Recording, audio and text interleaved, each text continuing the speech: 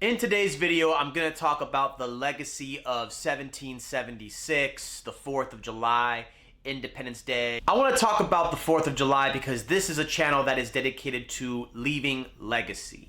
And obviously, when we celebrate the 4th of July, we are celebrating the birth of a nation. And the birth of a nation is inherently a legacy-creating act. A group of people cannot create and birth a new nation without taking into consideration the future generations that that nation will be comprised of. A lot of Americans, when they're celebrating the 4th of July, they are taking the time to celebrate the founding of the country, and therefore they're reflecting on the legacy that the founding fathers left behind. However, it's also important to remember that as we reflect on the legacy that the founding fathers left, the founding fathers also took future generations into consideration when they were doing what they were doing. When they were fighting a war that seemed at times unwinnable, when they were engaging in the creation of a nation that seemed almost impossible to do, they were thinking about how is this going to affect those who come after us. They had the future generations of America in their mind. I recently finished reading this book, 1776, by David McCullough. I guess I don't know how to say that name exactly, but by this author wrote a book, 1776, and I want to share a little bit of this with you because there are numerous times in this book where founding fathers like George Washington and others are quoted as talking about posterity. Posterity is just another word referring to the future generations of people. And while the founding fathers had many motivations to do what they were doing, one of these motivations was making a better world for posterity. For example, the founding father Henry Knox is quoted as saying, "The future happiness or misery of a great proportion of the human race is at stake. And if we make the wrong choice, ourselves and our posterity must be wretched." He also said in another quote that the eyes of America are all upon us. As we play our part, posterity will bless us or curse us. Another founding father that placed a lot of emphasis on posterity was George Washington. He is quoted as saying, "It is a noble cause we are engaged in. It is the causes of virtue and mankind.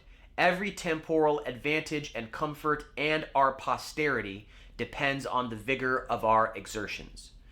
In another quote, he says, "The fate of unborn millions will now depend under God on the courage and conduct of this army." So as you can see, many of these founding fathers didn't just think about themselves and their own current generation when they were fighting this war. They often considered the legacy that they were going to be leaving behind for the future generations of the nation that they were creating. I've also mentioned on this channel how leaving a legacy is not just about the things that we create, it's also about the values and the beliefs that we pass down to future generations. It is no surprise that the founding fathers were highly inspired by the values and beliefs they carried. Specifically, the founding fathers were driven by Enlightenment values and the values that they had concerning how a society should function. And the founding fathers are not the only people who have done this throughout history. Whenever someone thinks about making the world a better place or making a better world for future generations, they are driven by their own internal values and beliefs. For example, the founding fathers were inspired by Enlightenment thinkers and philosophers like John Locke, who believed in the concept of natural rights, including the rights to life, liberty, and property, which heavily influenced the founding fathers when they drafted the Declaration of Independence. As people reflect on legacies that other people have left before them, they can draw inspiration about their own lives in the present day, both at an individual level and also at a social or cultural level. In particular, one of the founding fathers I want to focus on and who we can draw inspiration from is George Washington. When America declared their independence from Britain, the founding fathers knew that they needed to have a leader to lead the army into battle. And obviously, the person they chose for that task was George Washington. But it's important to note that George Washington did not consider himself worthy of being the commander-in-chief of the army. During his formal acceptance of the new command, he told Congress, "I beg it may be remembered by every gentleman in the room that I this day declare with the utmost sincerity I do not think myself equal to the command I am honored with." And there were some valid reasons as to why George Washington did not consider himself to be up to the challenge of being the general for this army. Washington had been retired from military life for 15 years. His only experience in warfare had been in backwoods warfare. He had never led an army into battle, never commanded anything larger than a regiment, and had never directed a siege before. So obviously, when you find yourself tasked with the responsibility of taking a bunch of inexperienced soldiers and leading them against one of the greatest nations and empires in the world, you're going to feel that, skepticism, that sense of doubt. Am I really able to do this? Am I capable of performing these duties and carrying this task to its end? Washington can serve as an inspiration to us on an individual level because despite these doubts, he still rose to the occasion. He overcame his doubts. He was able to overcome the hardships he faced as a general, and the end result is the American nation that so many people live in to this day. If George Washington had given up and thought himself unworthy and said, hey, I can't do this,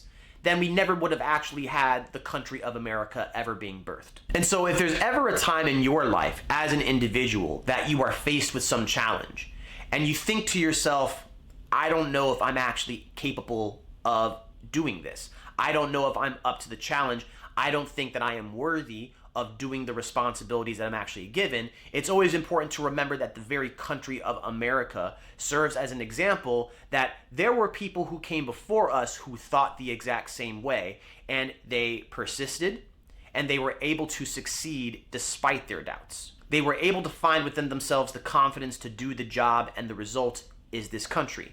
And so the next time you find yourself doubting yourself, always remember to not give up, because George Washington didn't give up. George Washington persisted, and he overcame those hardships and was able to succeed in his endeavors. Additionally, as I've mentioned before, the concept of legacy is an intergenerational concept. We draw inspiration from the past, like the Founding Fathers. It informs us in what we are doing today, and so we also will leave something based on our present actions to future generations. And so a time like the 4th of July, when we reflect on the founding of the nation, allows people to also reflect about where the country is currently and what those implications are for future generations of America. Now, obviously, this is going to differ from person to person because different people have different social beliefs and political beliefs. Some people are conservative, some people are liberal, Republican, or Democrat, and so their vision of what they think America needs to be in the next 100 years is going to differ. No matter what you believe socially or politically, it's always important for you to think about the intergenerational outcomes of your present decisions, your present acts, and your present effort. The America that you work to leave behind is the America that your descendants will inherit. And so when we create the America that we're creating today, we always need to take that into consideration. What America am I leaving for my descendants? What America am I leaving for future generations? Just like the Founding Fathers had that same consideration for posterity when they were fighting in the Revolutionary War. Anyway, that's all I have for today, everybody. If you enjoyed this video, make sure you give it a thumbs up. Make sure you comment maybe one of your favorite Founding Fathers,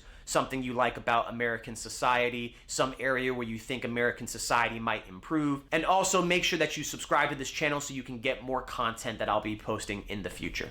I'll see you all next time. Bye.